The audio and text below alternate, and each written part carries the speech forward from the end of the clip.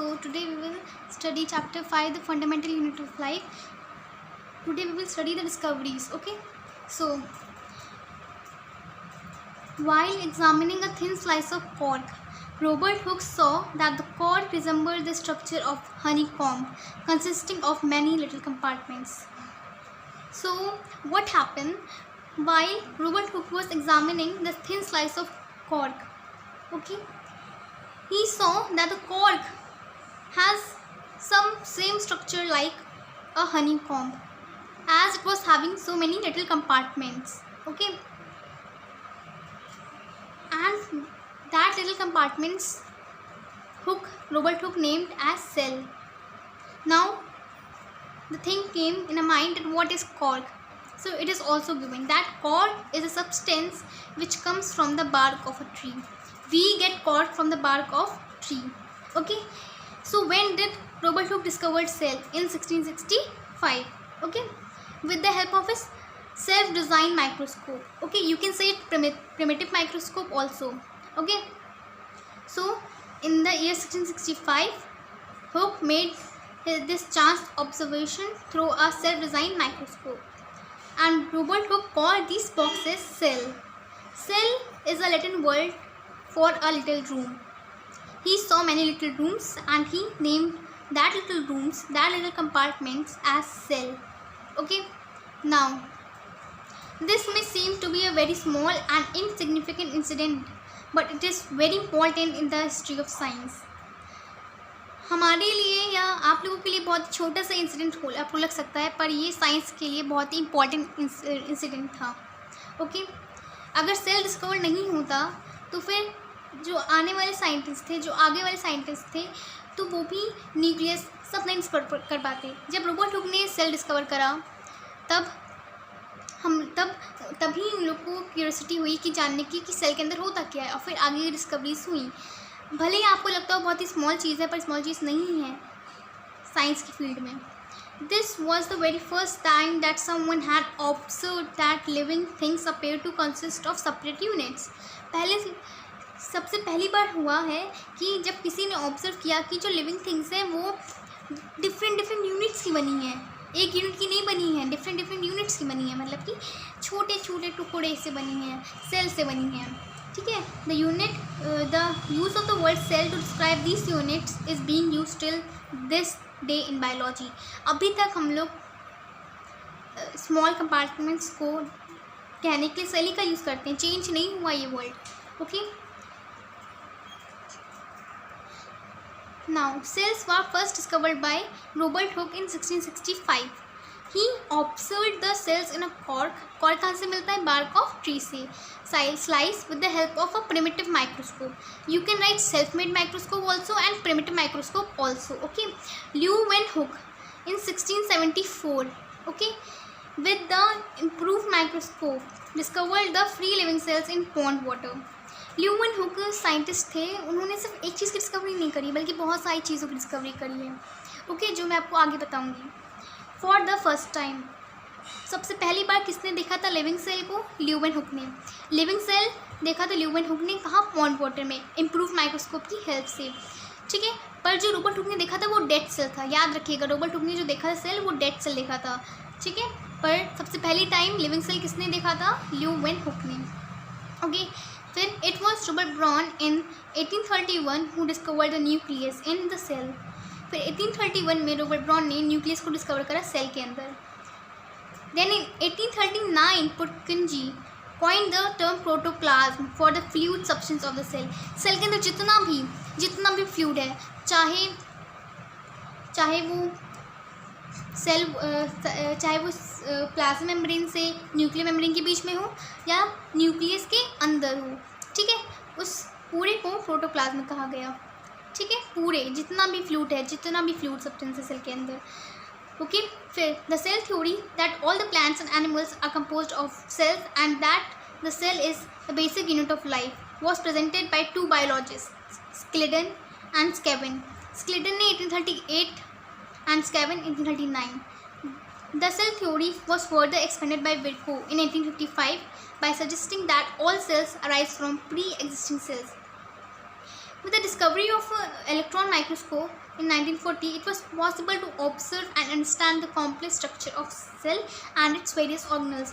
जब electron microscope की discovery हो गई तो फिर हम लोग बायो में और अंदर हम लोग को जाने का मौका मिला.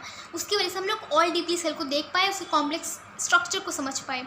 इसका ये मतलब है. अब मैं आपको डिस्कवरी के बारे में आज पढ़ाऊँगी और उसी के बारे में अभी पढ़ाई जा रही हूँ. और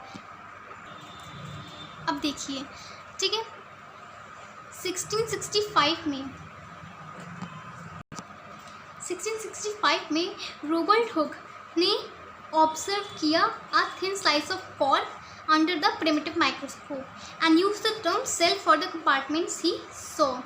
तो देख सकते हैं कि आप 1665 में रॉबर्ट हुक जो कि साइंटिस्ट थे जिन्होंने ऑब्जर्व करा एक थिन स्लाइस ऑफ कॉर्क को अपने ओन मेड या सेल्फ मेड माइक्रोस्कोप या तो प्रिमिटिव माइक्रोस्कोप के नीचे रख के देखा एंड यूज. और जो उन्होंने देखा, जो उन्हें स्मॉल कंपार्टमेंट्स देखे, उन्होंने उन स्मॉल कंपार्टमेंट्स को सेल का नाम दे दिया. किसको? Small compartments. जो भी उन्हें कंपार्टमेंट्स देखे उन्हें उन कंपार्टमेंट्स को सेल का नाम दे दिया. ठीक, 1665 में तो रॉबर्ट हुक ने ये करा. ठीक है, जितना आप देख सकते हो. ठीक है, अब 1674 में क्या हुआ? फिर इन 1674 एंटोन वन ल्यूवेन हुक जो कि साइंटिस्ट थे. ठीक है, इन 1674 एंटोन वन ल्यूवेन हुक ने डिस्कवरी करी फ्री लिविंग सेल्स की. कहाँ पे? पॉन्ड वाटर में. So in 1674, Anton von Leeuwenhoek discovered the free living cells in pond water. ठीक है, सबसे पहली बार किस साइंटिस्ट ने लिविंग सेल्स को डिस्कवरी करी? एंटोन वैन ल्यूवेनहुक ने. ठीक है, रॉबर्ट हुक ने लिविंग सेल्स की डिस्कवरी नहीं करी थी. इन्होंने जो सेल्स डिस्कवर करे थे वो नॉन लिविंग सेल्स थे, पर जो एंटोन वैन ल्यूवेनहुक ने करे थे वो लिविंग सेल्स की डिस्कवरी करी थी पहली बार. तो पहली बार लिविंग सेल्स की डिस्कवरी किसने करी और कब करी? एंटोन वैन ल्यूवेनहुक ने करी 1674 में. ठीक है, फिर 1678 में उन्होंने ही एंटोन वैन ल्यूवेनहुक ने डिस्कवर करा. कब? 1678 में. क्या डिस्कवर करा? स्पर्म को. And identified sperm of human, dogs, rabbits, frogs, fish and insects. 1678 में पहले उन्होंने डिस्कवरी करी स्पर्म की. फिर आइडेंटिफाइड करा स्पर्म ह्यूमन के, डॉग्स के, रैबिट्स के, फ्रॉग्स के, फिश के, इंसेक्ट्स के. ठीक है, तो ये पूरी डिस्कवरी थी एंटोन वैन ल्यूवेनहुक की. तो in 1674 Anton van Leeuwenhoek discovered the free living cells in pond water for the first time. Okay, with help of his improved microscope. ठीक है, उन्होंने अपने एक इम्प्रूव माइक्रोस्कोप की हेल्प से करा. ठीक है, जो रॉबर्ट हुक ने यूज़ किया था माइक्रोस्कोप, उस माइक्रोस्कोप की हेल्प से नहीं बल्कि उन्होंने एक इम्प्रूव माइक्रोस्कोप की हेल्प से करा लिविंग सेल्स को डिस्कवर पॉन्ड वाटर में. और उन्होंने 1678 में स्पर्म को डिस्कवर करा और आइडेंटिफाइड करा sperm of human, dogs, rabbits, frogs, fish and insects. ठीक, अब तो ये 1665 में रॉबर्ट ब्राउन की बात हो गई, 1674 में एंटोन वैन ल्यूवेनहुक की बात हो गई. अब आगे क्या क्या होता है देखिए. फिर 1831 में रॉबर्ट ब्राउन आए जिन्होंने डिस्कवर करा न्यूक्लियस. क्या डिस्कवर करा? न्यूक्लियस. ओके, कहाँ किस? देखिए, उन्होंने न्यूक्लियस प्लांट सेल्स में करा.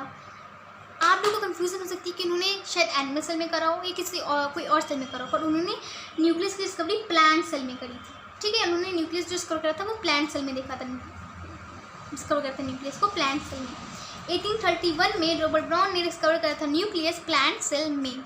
ठीक है, फिर 1831 में ये हो गया. फिर 1838 में स्क्लेडन साइंटिस्ट आए जिन्होंने एग्जामिन करा प्लांट टिश्यू को. ठीक है, फिर प्लांट टिश्यू को एग्जामिन करा. ठीक, और फिर 1839 में स्केवन आए. ठीक है, स्केवन आए जिन्होंने स्टडी करा एनिमल टिश्यू को. स्केवन ने स्टडी करा एनिमल टिश्यू को और स्क्लेडन ने स्टडी करा प्लांट टिश्यू को. ठीक है, और फिर इन दोनों ने मिलकर एक सेल थ्योरी दी. ठीक है, and they proposed a cell theory.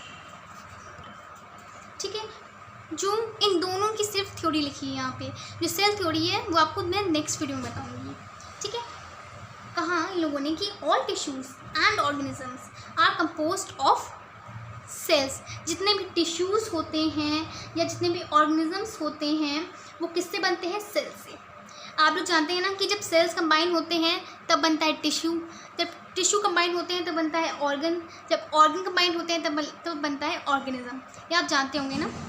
चलिए, all tissues and organisms are composed of cells. ठीक, फिर दूसरा, cell is the structural and functional unit of life, या फिर आप कह सकते हैं कि cell is the basic unit of life. ठीक, ये भी लिख सकते हैं क्योंकि उसका भी मतलब सेम और इसका मतलब भी सेम है।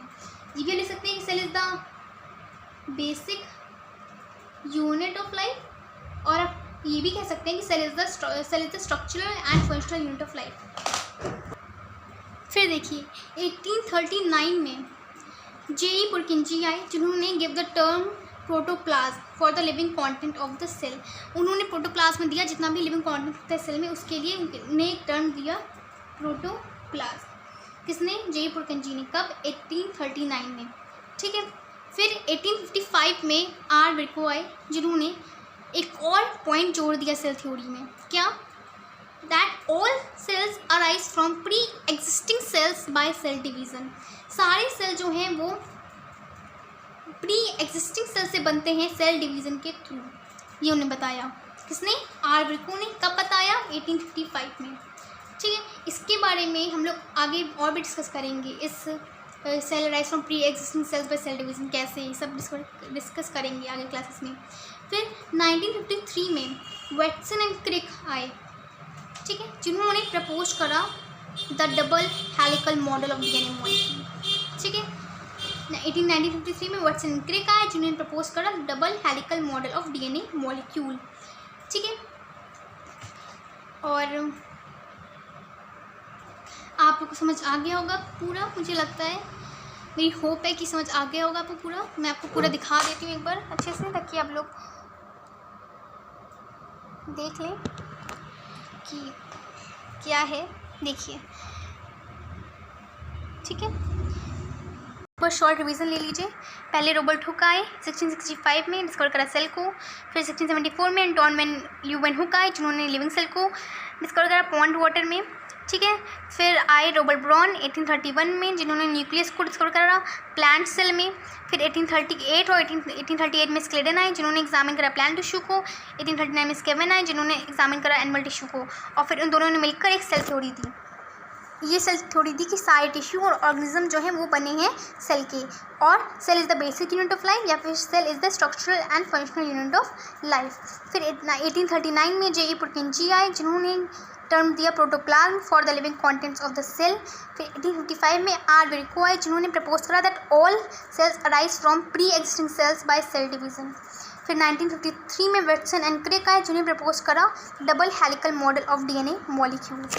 तो ये पूरा था हमारी डिस्कवरी के बारे में। Thank you everyone, hope you like this video.